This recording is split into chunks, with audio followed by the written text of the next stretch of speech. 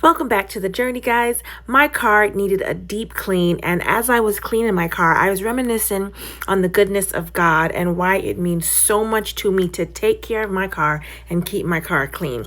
So prior to 2023, I had an old black Toyota Corolla. I can't remember the year, but that car was my baby, okay? It was an amazing first car, and I was extremely happy to have it, especially since, when you get your first car, it's literally like, the key to your freedom being an adult.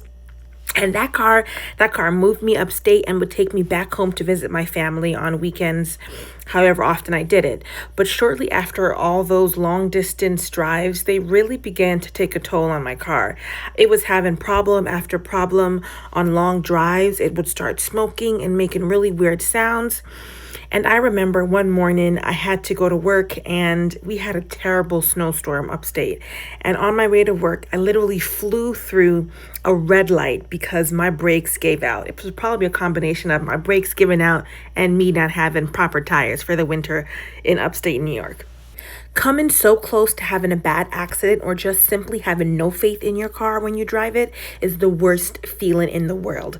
When you're driving 4+ hours to go see your family, which is what I was doing all the time, the last thing you want is to be stuck on the side of the highway relying on the good nature of passerbys.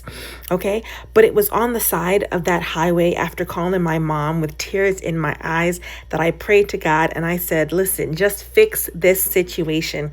Interestingly enough, I don't think I was actually explicitly asking for another vehicle or asking for a better vehicle. I was just so fed up with everything. But shortly after being on the side of that highway, I was blessed with my Mazda CX-5. And trust me, it's not fancy and it's not even my dream car, but what it is a gift from God. This car is the physical representation of God being with me on the side of that highway and flying through that red light with me. It's God hearing my prayers and feeling the anxiety I had every time I got behind the wheel of my car. And as my father, he said, nah, we can do way better than this. So every time my car gets dirty, I feel this little pull on my heart like, I know you're not spitting on this gift that God gave you and the gift that you prayed for.